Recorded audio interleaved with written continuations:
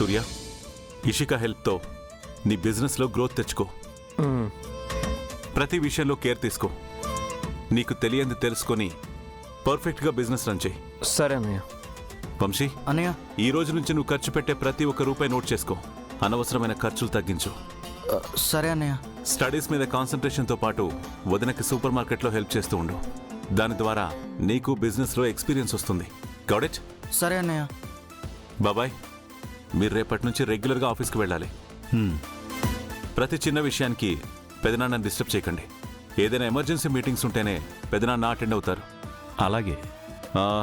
వీరు, నువ్వేం చేస్తావంటే... సార్, మీరేం చేస్తున్నారో అర్థమవుతుందా? మళ్ళీ ఏంటి? మీరింట్లో అందరికీ తలా ఒక్క పని అప్పగించారంటే అర్థం ఉంది. వీరు అన్నయ్య ఎవరు? ఇల్లరికం అల్లుడైనా సరే ఇంటి అల్లుడికిచ్చే మర్యాద ఇవ్వాలండి. మీరు వీరు అన్నయ్యకి ఎలాంటి బాధ్యత అప్పగించకండి.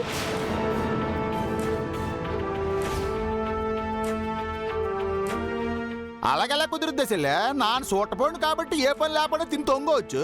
కానీ బ్రదర్ అలా కాదు కదే, నామోసి కదేటి. నా ఉద్దేశం, వీరు అన్నయ్య ఈ కుటుంబానికి సంబంధించి ఏ వ్యాపారం కూడా చూసుకోకూడదు.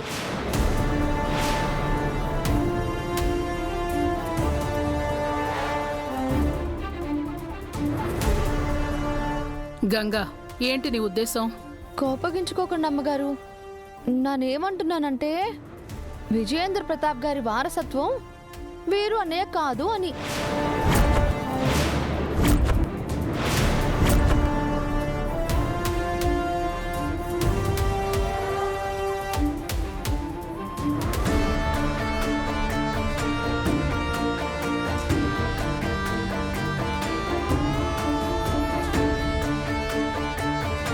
నానెందుకు ఇలా అంటున్నానంటే, మామగారిని అడ్డు పెట్టుకుని ఆయన ఎదిగారనే మాట వీరు అన్నయ్యకి రాకూడదు.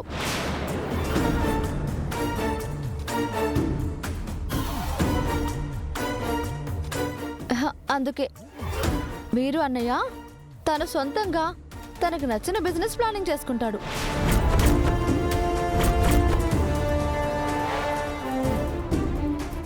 మరిప్పుడు తను చూసుకునే వ్యాపారాలన్నీ ఎవరు చూస్తారు? ఇంకెవరు చూసుకుంటారు సార్? మీరే చూసుకోవాలి.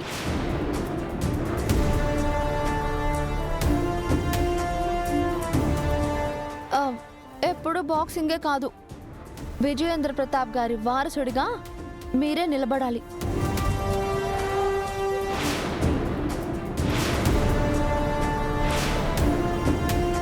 పాపం వీరు అన్నయ్య ఇన్ని రోజులుగా మోస్తున్న భారమైన బాధ్యతని దింపుకొనివ్వండి. ఆయన కాళ్ళ మీద ఆయన నిలబడితేనే తనకి దక్కాల్సిన గౌరవం దక్కుతుంది. నాన్న, గంగ చెప్పిన మాటల్లో అర్థం ఉంది. అదే మంచిది.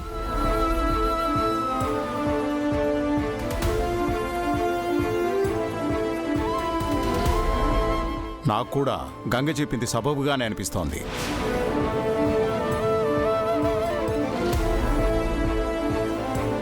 వీరు, నీ ఉద్దేశం ఏంటి? మావయ్య గారు, పెదనాన్న, వీరు గురించి వీరునే అడిగితే తను మొహమాట పడ్డు. గంగ చెప్పినట్టుగా వీరు మన ఫ్యామిలీనే. కాకపోతే తన ఐడెంటిటీ, తన ఫ్రీడమ్ తనకు ఉండాలి కదా.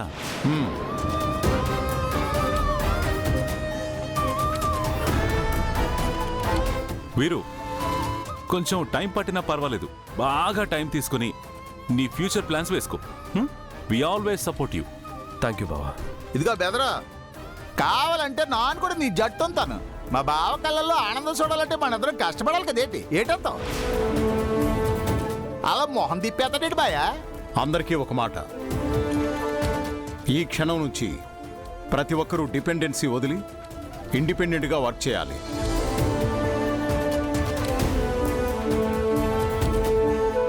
సెల్ఫ్ మోటివ్తో ఇంప్రూవ్ అవ్వాలి.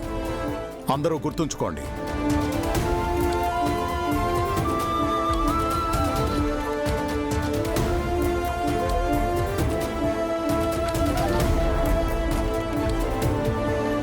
వెళ్ళండి.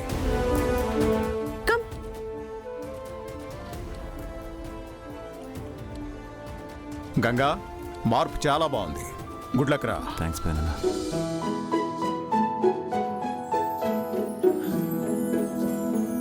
బావా ఒక కప్పు కాపీతో కురుక్షేత్రం సిట్టింగ్ చేసావు కదేటి?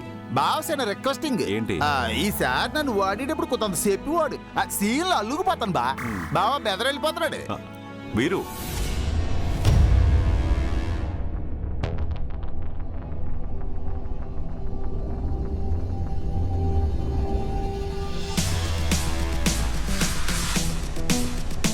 ఏంటి బావా? ఏం లేదు వీరు, నేను తీసుకున్న ఈ డెసిషన్ కరెక్టే కదా? ఐ మీన్ నీకు ఓకే కదా అని అడుగుతున్నా. ఆ, యా ఓకే బావా. Thanks for understanding. ఇవాల్టి నుంచి అన్నీ ఇలా కొత్తగానే ఉంటాయి. Have a great day.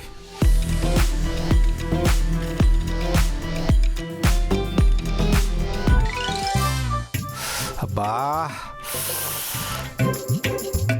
పొద్దున్నే నాలుగు పీకేస్తుంది. దాన్ని అడిగితేనేమో డబ్బులు ఇవ్వదు.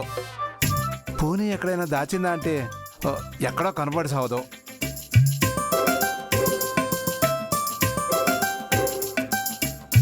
చా, దీంట్లో కూడా ఏడీ లేవు.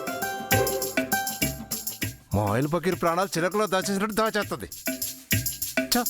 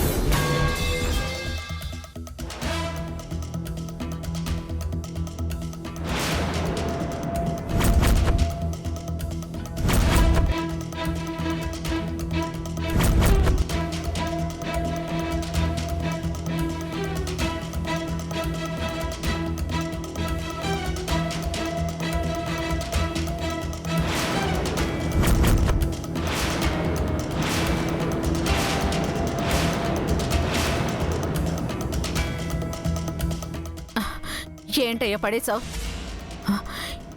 ఎందుకయ్యా ఈ ఫోటో బయటికి తీసావు? నేనేం కావాలని తీలేదే. డబ్బులు ఎక్కడ దాచామని వెతుకుతుంటే ఇగో ఇవన్నీ కింద పడిపోయినాయి. సాలేవయ్యా, నీకు అసలు వేరే పని పాట లేక ఇట్లాంటి పనులన్నీ చేస్తున్నావు.